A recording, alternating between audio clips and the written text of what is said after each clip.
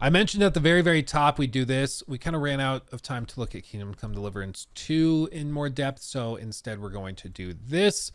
The first preview of Expedition 33. The first preview of Expedition 33 has launched. This is from IGN. Looking at this game, if you don't recall, this one looked really, really solid. Specifically, it was shown at Summer Game Fest and it just kind of came out of nowhere and looked really good. But it's very different. It's very different. And this is their preview of it.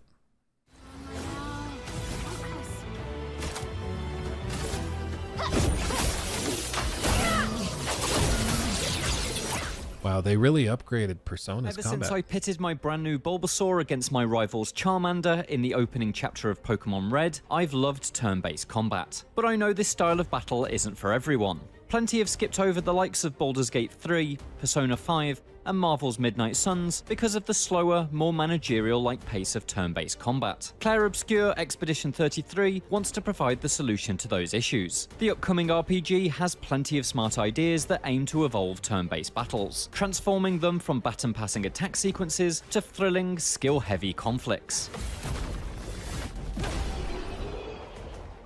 I recently met with developer Sandfall Interactive to watch some of the team play just under an hour of Clair Obscur Expedition 33. While clearly I will say, I think the game looks solid. I'm not a huge fan of the name. I'm just going to say it. I can never remember what the name of this damn game is. I remember there's a 33, but Clair Obscur, maybe that's the play on words. Oh, the name is obscure. I don't know. I just don't love the name. But at this point, please don't rename it.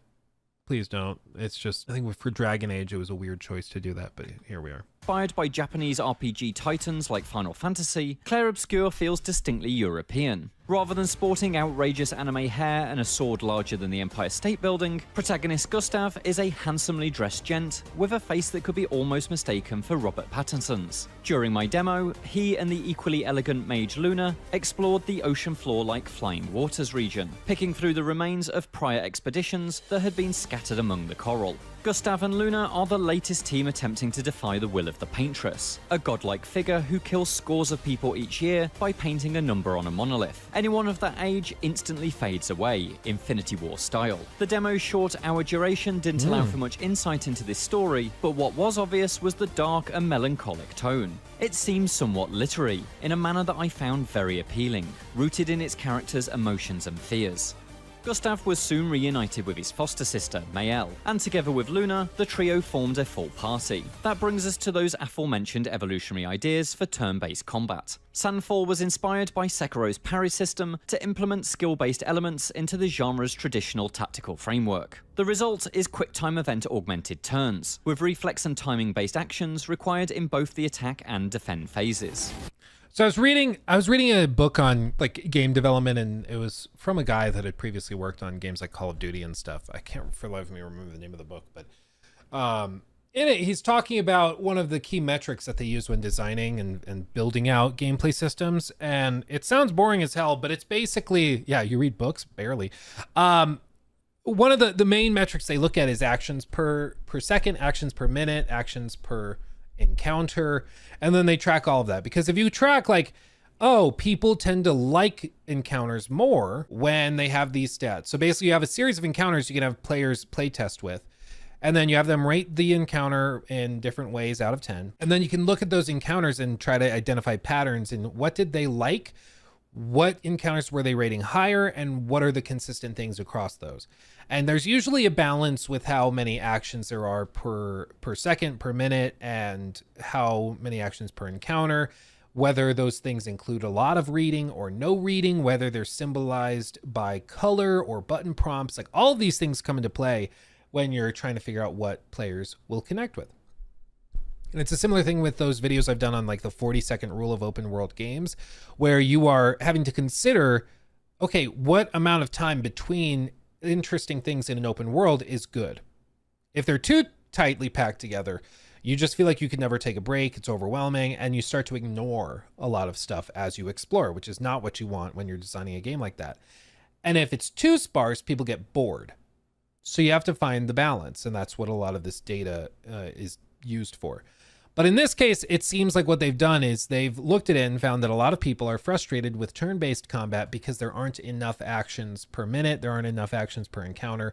And so they feel like a lot of players are going to be going through this, and then they look at an ability, okay, I'll use that one, and they press the button, they wait for the animation to play out, enemy's turn goes, teammates go, my turn. Okay, so per minute, there might be only a couple of actions that the player actually does, which is extremely minimal compared to something you think of like for Call of Duty or something really twitchy where you're actually moving and sliding and looking and shifting and shooting and then re-aiming, and there's so much going on by comparison. So trying to increase the actions per minute in a turn-based game is a really interesting idea, because it seems completely contradictory to the approach of turn-based games, which is that you have time to really think through each thing and you have time to kind of relax and set the controller down. You know, this is very, very different. Clair Obscur isn't the first turn-based RPG to use QTEs in combat, but it's the first that I've seen that seems to put equal emphasis on both the action and tactical aspects. Every attack demands some kind of input, be that reflex testing button prompts or manually aiming a weapon at targets. More complex attacks chain together QTEs, providing a better sense of kinetic energy in each phase of the fight. But it's when your characters are on the defensive that Clair Obscur's action elements really impress. You can dodge, jump, or parry every incoming blow, and perfect deflects trigger powerful counterattacks. Gone are the days of just watching a boss unleash hell on your party. Here you can actively avoid and punish damage. The developers told me that you can even do a no-hit run of the entire game, right up to and including the final battle. Alongside these pacier ideas are more traditional staples. Clair Obscura Expedition 33 uses a menu-driven interface that looks like Persona 5's UI as translated by Dishonored. Each move requires a character to spend from their pool of action points, which gradually increases as the turns tick by. Parries refund 1 action point, and so there's an incentive to try and nail that deflect window. The better you defend yourself, the better attacks you can unleash on the next turn. Each character's ability set is unique to them, which... Again, like, what does that incentivize? It incentivizes you to actually pay attention. And like, okay, I've got to, if I parry this many attacks on my turn, well, on the enemy's turn, then on my turn, I'll have enough action points to use this more powerful ability. So I really need to lock in and get this done. Hopefully makes them feel like significant individuals both in and out of combat. Spearheading their kits are special skills with bespoke mechanics. Luna is able to stain enemies with her spells and then later consume those stains to inflict big damage, while Mael is able to switch through a variety of stat-altering stances depending on which attack she uses. Sunfall Interactive also promises a deep progression system for each party member. Each level attained allows you to upgrade each character's stats Dungeons & Dragons style, as well as choose a new ability from a skill tree. On top of that are Pictos, trinkets that provide tactic shifting passive skills, plus the unique properties of the weapons each party member wields. Sunfall promises that combining and upgrading these elements in the right way can unlock wild and destructive synergies. I hope this character build system allows players to put together fascinating, tactics-driven parties akin to the way that card game players hone a deck to a particular strategy.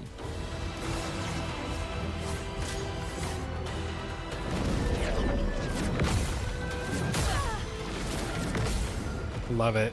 Due to the somewhat contextless nature of the demo, much of what I saw outside of combat was harder to judge. What I did take away was the sense that this is almost like a next-gen Final Fantasy from an alternate timeline. Like Square's RPGs of old, Clair Obscur is not open world, opting instead for linear regions, complete with save point-like resting spots. Sandfall promises these regions have been built to be expansive enough to allow off-the-beaten-path adventures though, including optional bosses. At this early stage, I can't say how strong Clair Obscur's exploration chops are, but what I saw ranged from the relatively mundane, such as shooting 3 symbols to unlock loot, to the genuinely funny. I met a sentient French-speaking paintbrush called Noko, who I sadly can't show you here. While I've yet to form any significant opinions on its wider gameplay ideas, I can say that I really liked what I saw of Clair Obscur's world. It has concepts and characters I'm looking forward to delving into, strong voice acting, and a genuinely gorgeous graphical style. But the thing I'm really excited about is the smart skills smarts loop that the combat system seems to thrive on. A cerebral moment of lining up a clever attack is followed by a speedy burst of rhythmic button taps, a perfectly judged parry, and then it's back to quietly contemplating exactly what attack will rupture your foe's defenses. Staunchly traditional turn-based fans may consider this up and down tempo a bit too jarring. Tactical combat for the short attention span generation. But from my perspective at least, this is the fresh approach the system has needed for some time. I hope when I finally get to play Clair Obscur Expedition 33 for myself, it proves itself to be a more involving turn-based experience, as opposed to a system that simply makes concessions for the action-loving crowd. For more, check out the trailer for Clair Obscur Expedition 33, as well as... I mean, I think it looks solid. I really like a lot of those choices. I think they make sense, not just like in concept, but also when you see it play out, it's like, okay, I get what they're doing. There are some purists, as they alluded to, which probably will throw fits about it and be like, oh, so it's for the TikTok crowd. But honestly, like, I think having a reason to pay more attention in combat is not a bad thing, you know, and it's also visually really, really stunning. I hope they can actually pull it off because it seems to have a lot of potential. And the world is also like very, very trippy and very weird. They released a series, a pretty big cut of gameplay. Of every expedition. As you can see, and it does seem to just be freakishly beautiful. I mean, once we actually get into like the combat bits, it's cut from the same footage that you saw previously. Whether it's enough to like win over non-turn-based combat fans, I'm not sure, but it certainly will help. And I think people see clips like this, they'll find it intriguing.